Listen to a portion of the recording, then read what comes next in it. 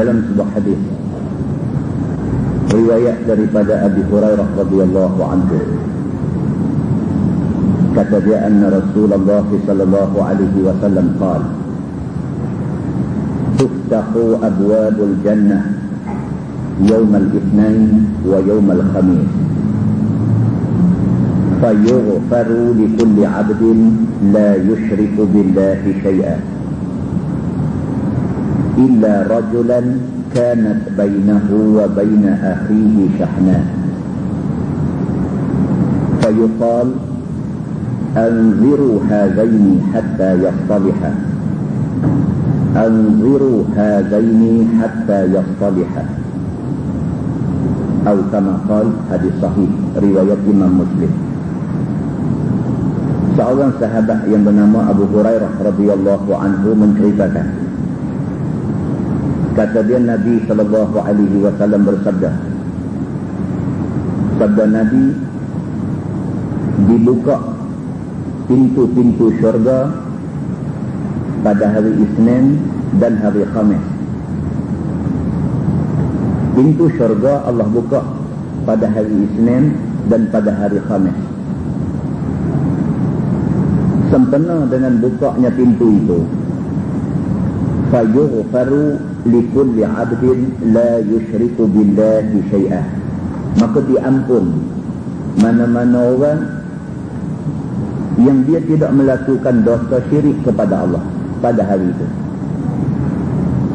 Hari Isnin dengan hari Khamis, hari yang orang Islam disunatkan puasa sunat. Pada hari itu Allah buka pintu syurga. Dan Allah subhanahu wa ta'ala nak ampun dosa mana-mana orang yang berdosa pada hari itu, pada hari Isnin dan pada hari Khamis itu.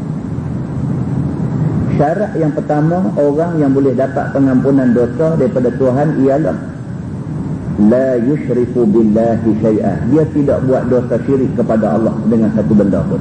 Itu syarat nombor satu. Kata dia illa rajulan kanat bainahu wa baina akhihi syahna, dan orang yang tidak akan dapat keampunan dosa pada hari Isnin dan hari Khamis, pada hari Allah buka pintu syurga itu, ialah orang yang dia ada masalah dengan saudara dia, masalah permusuhan. Syahna maksudnya masalah benci. Dia ada masalah benci dekat satu saudara dia yang juga Islam serupa macam dia. Dia ada satu masalah, dia benci dekat satu saudara dia yang saudara dia semayang 5 waktu macam dia. Dia ada masalah benci dekat saudara dia yang Islam yang pergi ke Mekah buat haji, buat umrah serupa macam dia. Dia ada masalah benci dekat satu orang Islam yang orang Islam itu juga puasa, keluar zakat, macam mana dia buat, macam tu kawan tu buat. Dia ada masalah benci ke kawan tu. Mana-mana orang yang ada masalah syahna, ada masalah benci kepada saudara yang sama-sama se-Islam ini, pada hari Isnin dan hari Khamis, sempena Allah buka pintu syurga, sempena Allah nak ampunkan dosa-dosa orang, dia tidak akan mendapat pengampunan dosa daripada Allah subhanahu wa ta'ala. Fayuqalu, Nabi kata, Allah subhanahu wa ta'ala berfirman, Allah kata anziru hadaini hatta yastaliha, anziru hadaini hatta yastaliha. Tuhan berfirman kepada malaikat dia, Tuhan kata anziru hadaini, Tuhan kata ni dua-dua orang yang ada masalah bergaduh ni, tahan dia tak dulu, tahan dia daripada dapat pengampunan itu hatta yastaliha, sehinggalah dua orang ni jadi kawan baik balik. Tuhan ulang 2 kali, Tuhan kata anziru hadaini, dua-dua orang yang bergaduh ni nak kisah pengampunan aku, nak kisah tak bagi lagi kat dia, sehinggalah dia dengan kawan yang dia benci baik balik, barulah aku bersedia untuk ampunkan dia pada hari Isnin dan pada hari Khamis ini. Muslimin dan muslimat, itu hadis sahih riwayat Imam Muslim.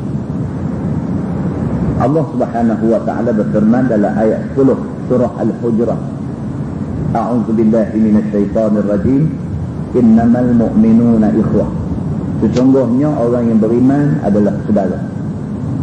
Orang yang beriman itu ikhwah, dia ada persaudaraan. Kalau kita rasa kita beriman, kawan kita juga beriman. Kalau dia ditimpa musibah, kita tumpang merasa musibah yang menimpa dia. Kalau betul kita ada iman, kita ada perasaan itu. Perasaan sayang kepada saudara yang sama-sama dengan kita beriman kepada Allah Subhanahu wa ta'ala. Ayat 54 surah Al-Ma'idah. Allah berfirman, A'udzubillahi minasyaitonirrajim.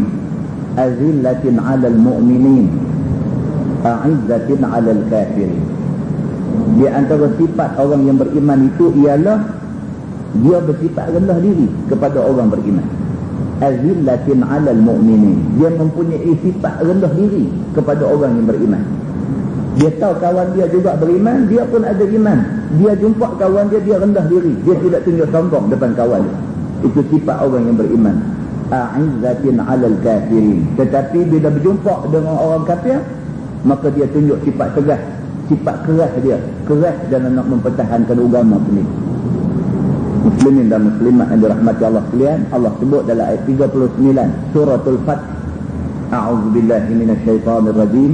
Muhammadun Rasulullah wallazina ma'ahu asyidda'u 'alal kuffar ruhama'u bainahum. Maksudnya Muhammad Rasulullah wallazina ma'ahu, dan orang-orang yang ikut Muhammad Rasulullah. Makna dia Nabi, dan siapa yang kata dia ikut Nabi, Tuhan kata asyidda'u 'alal kuffar, dia mesti ada sifat keras, sifat tegas bila menghadapi golongan kufar. Wa ruhama'u bainahum, dan dia mesti ada sifat kasih sayang di antara sama-sama orang yang ikut Nabi Muhammad sallallahu alaihi wasallam. Muslimin dan muslimat yang dirahmati Allah sekalian, dalam sebuah hadis riwayat daripada Anas radhiyallahu anhu, kata dia, anna Nabiy sallallahu alaihi wasallam qala la tabaghadu wa la tahasadu wa la tadabaru wa la taqata'u wa la wa kunu ibadallahi ikhwana wa la yahillu li muslim an yahjura akhahu fawqa thalath atau kama qala, hadis muttafaqun alaih. Nabi sallallahu alaihi wasallam bersabda, Nabi kata, jangan kamu benci membenci. La tabaghadu, jangan kamu benci membenci. Sama-sama main masjid semayang, hang bencikan aku bencikan hang. Buang sifat macam ni. Wala tahasadu, tak sah hasad dengki. Buat apa kita nak dengki dekat dia? Apa untung kita kalau kita dengki dia? Wala tadabaru, dan janganlah kamu belakang membelakangi.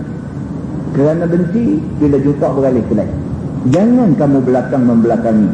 Wala taqata'u, dan janganlah kamu putus silaturahim di kalangan kamu.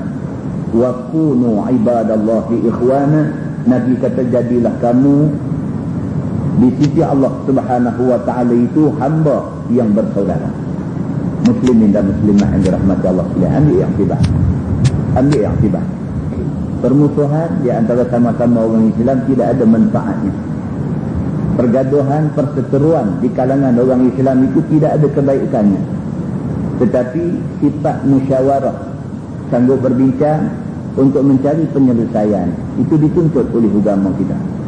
Kita balik kepada ajaran Quran, ajaran sunnah Nabi sallallahu alaihi wasallam. Spirit kepada ajaran Quran, kepada ajaran hadis, spirit kepada ajaran Islam adalah membawa spirit persaudaraan. Kita cari titik pertemuan di antara sama-sama orang Islam. Mudah-mudahan pertemuan itu membangkitkan lagi kekuatan kita dan membawa kita kepada satu kedudukan digeruni oleh musuh-musuh kita. Mudah-mudahan mukadimah itu memberi manfaat kepada kita semua, insya-Allah.